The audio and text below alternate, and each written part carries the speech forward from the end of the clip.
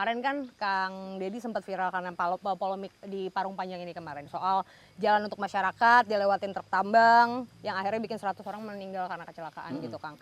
ISPA karena debu juga, jalanan yang rusak gitu. Pokoknya problem demi problem yang dihadapi karena urusan ini. Akhirnya dikeluarin pemberhentian sementara aktivitas tambang selama 3 bulan. Apa pertimbangannya? Ya, pertama itu yang disebut dengan kita terlalu banyak wacana. Kan Parung Panjang itu problem yang sudah akut berpuluh-puluh tahun. Tapi kan nggak ada pemimpin yang berani mengambil tindakan. Semuanya wacana. Jalannya tidak dibangun. Macet tiap hari, orang depresi, meninggal tiap waktu, ISPA terus berlanjut. Nah, kan harus diselesaikan. Nah, kalau diselesaikan harus dihentikan dulu dong. Maka saya memberhentikan dulu. Dan ketika sudah diberhentikan, saya tidak bisa dong ngambil keputusan berdasarkan pikiran saya dan emosi saya. Saya membentuk tim investigatif. Itu ada pakar dari IPB, ada pakar dari ITB. Dan mereka nanti mengaudit dari sisi satu tata kelola tambangnya, dua tata kelola lingkungannya dari Undang-Undang Lingkungan Hidup, yang ketiga tata kelola ketenaga kerjaannya, yang keempat tata kelola transportasinya. Itu akan menjadi standar nanti saya pengambilan keputusannya seperti apa terhadap tambang itu. Dan saya harus berani menghentikan, walaupun mungkin orang nggak akan ada yang berani.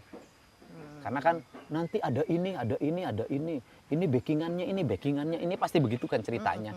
Nah, kalau saya enggak lah, saya tutup aja demi kepentingan masyarakat. Kan sekarang sepi tuh. Gak banyak yang kesel Kang? Ya, saya mah yang kesel udah banyak banget. Studi tour ditutup, kesel orang. Hibah untuk berbagai kelembagaan yayasan, saya tunda dulu. Nah, saya ambil keputusan itu dan jalannya hari ini fokus kita perbaiki. Oke. Berarti selain diperbaikin yang tadi Kang, saya balik lagi ke soal jalanan itu. Berarti akan dibikin jalanan khusus lewat untuk urusan tambang? Gini, jalan khusus tambang itu saya dulu punya pikiran bahwa itu bangun saja oleh pemerintah provinsi. Terus kemudian Pemda Kabupaten bersedia untuk membebaskan lahannya.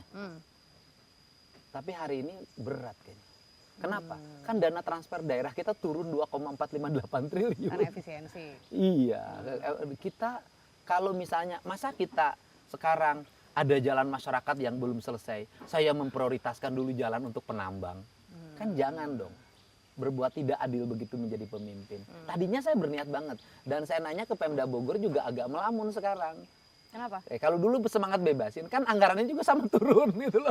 Semuanya melamun settingannya. Wah, kayaknya sekarang uangnya nggak cukup Pak gitu loh. Tapi emangnya ini pertanyaan polos aja sih Kang. Pejabat itu tuh susah jalannya ya kalau anggarannya minim ya? Maksudnya kerja kan ya tinggal kerja aja kan sih? Ya gini, kerja yang dikerjain apa? Kan kalau yang namanya pembangunan itu kan pasti bangun jalan, bangun jembatan, bangun irigasi, jaringan listrik, jaringan air bersih, jaringan internet, bangun puskesmas, bangun rumah sakit, bangun sekolah, bangun pusat layanan publik. Membangunin duitnya dari mana? Nanti pejabat kalau nggak ada uang untuk membangunnya kerjanya apa? Apel aja tiap pagi. Ya kan enggak. Sama bikin konten. Bikin konten bisa jadi.